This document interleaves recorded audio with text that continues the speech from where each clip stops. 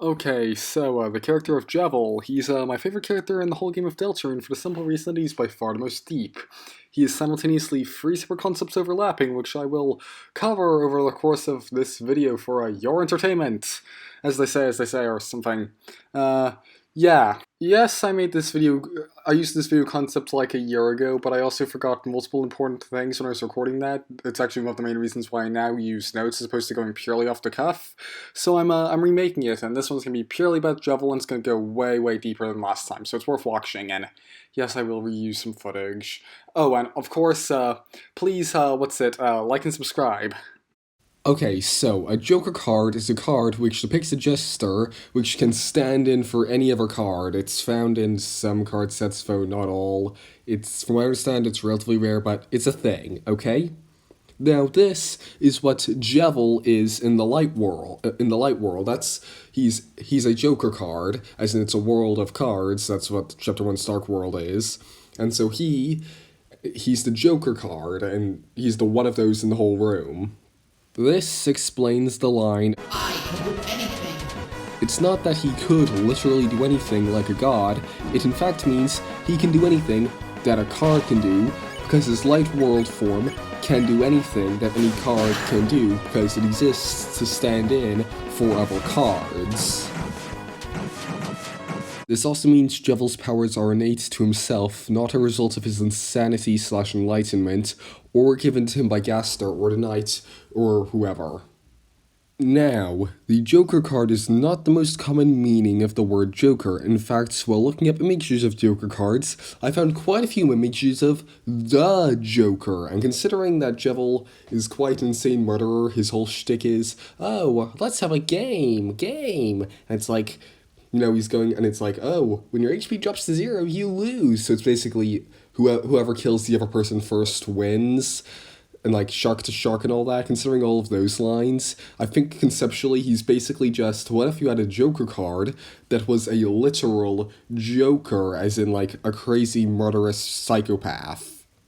Although I will note that the insanity could also be taken as a stereotype of jesters in general, because, believe it or not, just that Jevil, before being sealed away, was in fact the court jester of the Four Kings, because, a jester is what's depicted on the Joker card, believe it or not.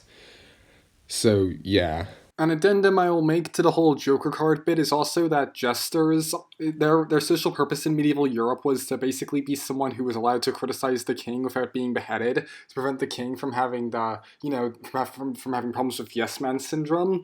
And that's where the whole idea of them being insane comes from, is the whole idea is that, they're stupid and insane, so you shouldn't take them seriously, and thus no one but the king should take them questioning the king seriously. But actually they'd be quite intellectual people, which goes along well with him secretly being enlightened, but seeming like a lunatic. Another origin point for the character of Jevil is also the devil, as in of the Christian Bible. Obviously the first connection that would lead you to them is their names.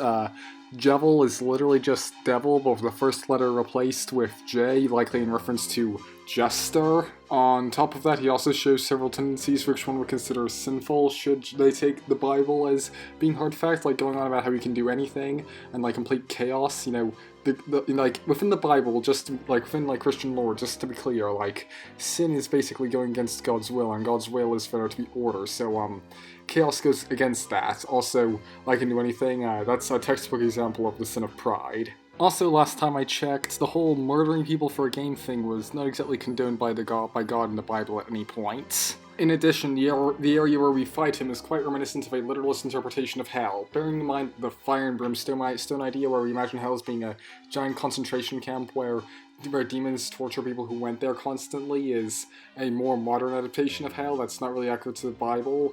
Like, in the original, very basic version of it, just being away from God. There's no presence of God, and thus there's no order, there's no definition, it's just meaningless chaos. And where do we fight Jevil? Oh, it's just a void of meaningless chaos. There's stuff, the stuff in the background doesn't seem to be anything particular. We're on a random carousel thingy that somehow, in spite of it moving, doesn't move us in spite of the fact we're standing on it. Jevil can just turn into a giant sickle, because fuck you, this is chaos. Again, his whole shtick's chaos. A normal person would be driven insane by this, and oh, right, Jevil is insane in these conditions, it's just he was insane beforehand.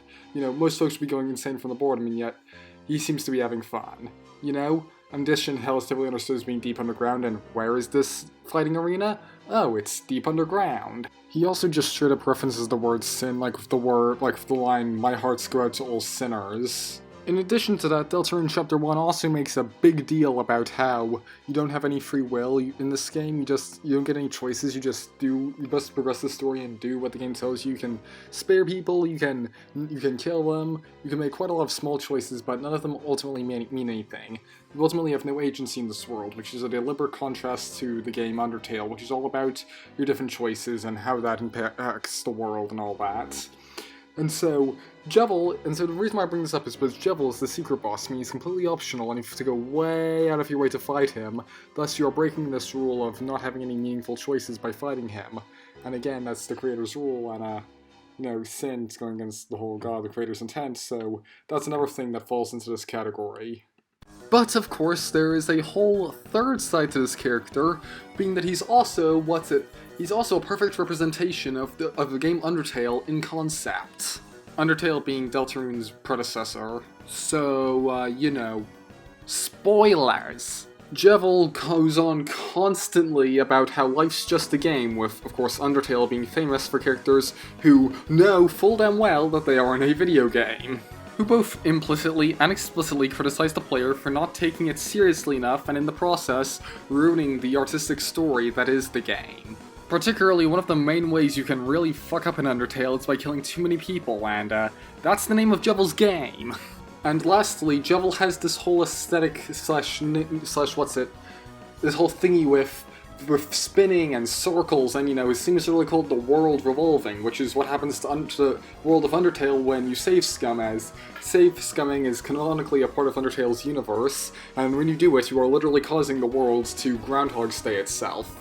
Thus, the lives in the timeline of Undertale is a revolving circle, just like this thing that's whatever the hell this thing that the Jevil fight happens on. And on top of that, while making this video, I found this other video by a YouTuber called Nighthawk, they're going way into depth about the concept of choice and how it's used within Deltarune, and I think it's really good. You should watch it.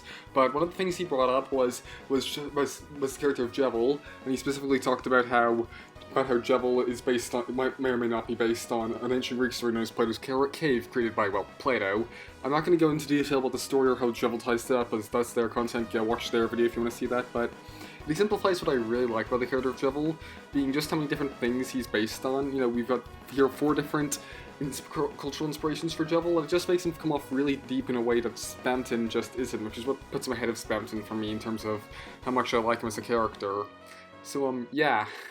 So I'm officially completing this video on Wednesday, April the 3rd, 2024. I may or may not have started it nearly 2 months ago when I finished making the second last proper video. And then, then the Pokemon thing came up and I made a video on that. Then school got in my way, so I spent a month just not worrying about that. Then Burnout, and now I finally finished it like 2 weeks later. Hopefully I'll get some more content out sooner. But of course exams are coming, so beware. Things are going to slow up and dry up for a while.